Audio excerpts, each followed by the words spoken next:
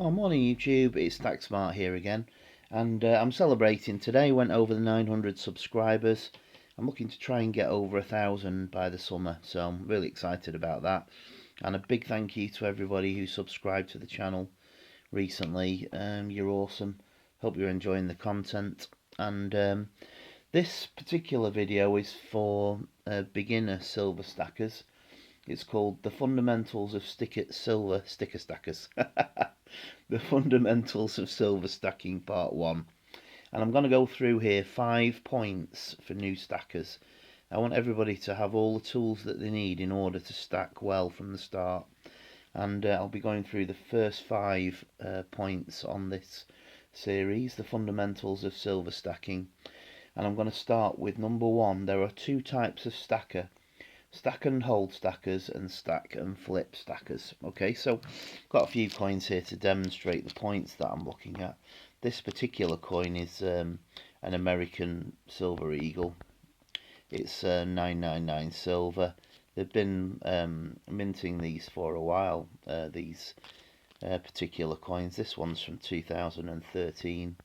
And yeah, the stack and hold stacker are those that are just trying to get as many ounces as they can in the stack before there's a financial problem. So there's loads of these minted each year, the American Eagles.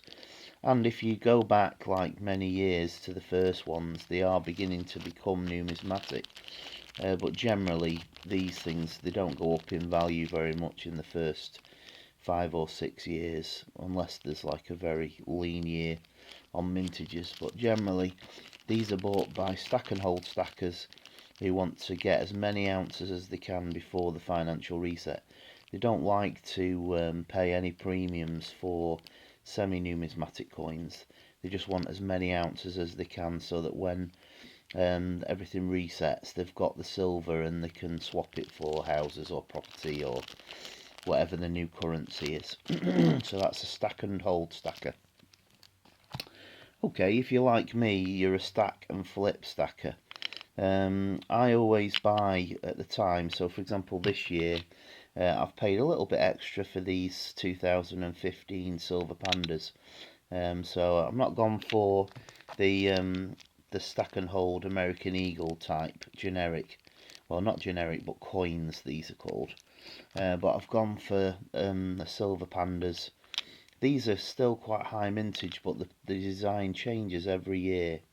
So they're called semi-numismatic coins. I'll go through that in another point. But in essence, a stack and flip stacker might buy a coin in 2015, like this silver panda, and then flip it a couple of years later and buy, 1.5 ounces. So for example, this 2012 panda now goes on eBay for 40 quid. I bought it for 20 quid. So I could sell this 2012 panda and buy 2 of these 2015 pandas and then rinse and repeat. So those stackers are called stack and flip stackers. So what they do is they buy the coin in the year that it was minted, they wait a few years, sell it, and then buy more silver with the proceeds. Okay, so 2 types of stackers. Stack and hold, they just buy as much silver as they can at spot, and when the financial reset happens, they're going to sell up their ounces, get it all melted down, and invest that currency in another asset. Stack and flippers, buy 1, wait a few years, flip it, buy 2 more. So that's the first point. 2 types of stackers: stack and hold, stack and flip. There are 3 types of coin: bullion coins, semi-numismatics, and numismatics. So this is a bullion coin.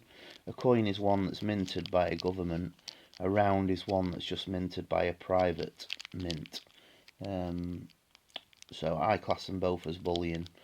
A semi-numismatic is one that has both bullion value and a premium value for the design or for some reason, because of the coin, might be a low mintage or similar. So a semi-numismatic coin is defined as one that has silver value and numismatic value, a semi-numismatic. So it's got a silver value, the content of the metal, but it's also got value because of the coin. And then you've got numismatic. Now the difference between semi-numismatic and numismatic is numismatic coins do not have to have precious metals in them. You can have a Cooper nickel coin that's so rare because it was a first one, or there was a Roman one, that it has numismatic value because of the actual coin design or make or age. That is a numismatic coin. So this dragon has been created as a numismatic coin. It's actually semi-numismatic and numismatic, this coin, because it has value as the silver, and because of the design that makes it semi-numismatic, and numismatic because it was created as a numismatic coin with this coloured black dragon design on it. So there's three types of coin: bullion, semi-numismatic, and numismatic. Okay, those are the three types. Okay, so number 3. In my opinion, it's worth paying a small premium for semi-numismatic coins over bullion coins. Okay, so here we go. This is a bit controversial to a lot of people. If I buy an American Eagle, this coin, this is a 2013 coin.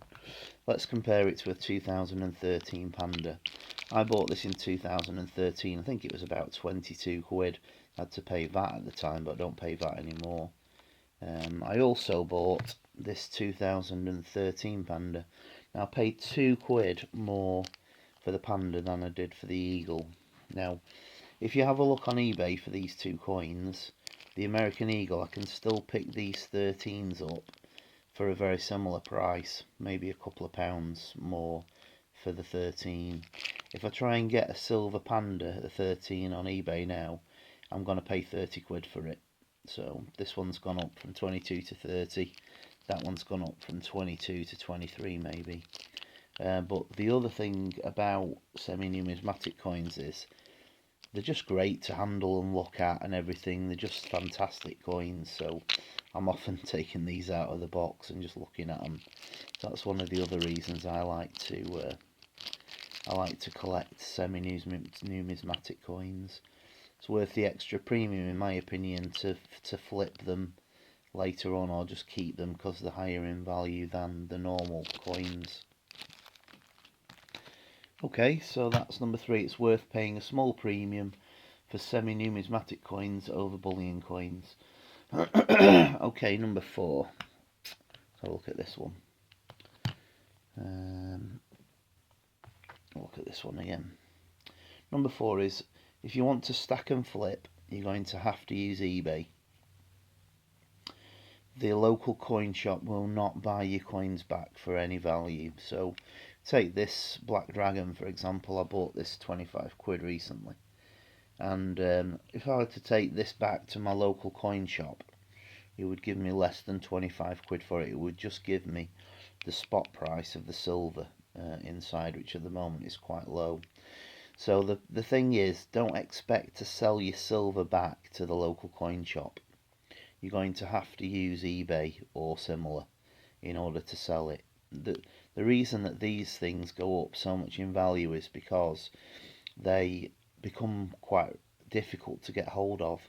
So for example, this Black Dragon now, I could probably leave this on eBay on a buy it now. I've done it before with these coloured dragons for about 45 quid, and it would sell within the next 2 months, having bought it for 25 quid. So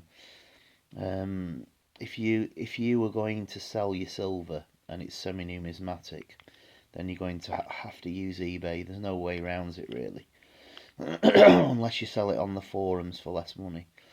And always it's best to put these things on, if you're not in a hurry to sell them, on buy it now rather than auction. So yeah, point 4 is, if you want to stack and flip, you're always going to have to use eBay. So you need to get used to the idea. Okay, and my number 5 for this first part is that some coins and some mints are significantly affected by milk spots. So this is my 2011 Timberwolf. Royal Canadian Mint are the worst for this type of thing. So if you're buying RCM coins, be very careful because you are going to get some spotting. Now, Cyber Curtain Twitcher does a really good video about how to clean these, but sometimes it's a little bit of a shock when you buy them. I don't actually buy much RCM stuff now because of the problems that it has, and I very rarely see milk spotting on any other mint. I've got a slight spot on one of my pandas, but it's nowhere near as bad as this. So number 5 is some mints are significantly affected by milk spots. Okay, I hope you've enjoyed that video. I just wanted to start this series, which is the fundamentals of silver stacking, to celebrate my 900 subscribers. If you're watching the videos and you're not subscribed, then please subscribe. I'm going to bring you some more of these type of videos and the chart videos. I'm not going to do a chart video for a while because I'm still standing my prediction that we're going to rally in the silver charts. So I'm just going to stand by that for the time being and do a couple of these videos. But I'm hoping that that gives you some good tools to start stacking. Number 1, there are 2 types of stacker: stack and hold, stack and flip. Number 2, there are 3 types of coins: bullion, semi-numismatic and numismatic. 3, it's worth paying a small premium for semi-coins over bullion coins. 4, if you want to stack and flip, you're going to need to learn to use eBay. And 5, some mints are significantly affected by milk spots, especially the Royal Canadian Mint. Anyway, hope you've enjoyed those. Please subscribe below and thumbs up the video, and I'll catch up with you next time. Let's stack smart together.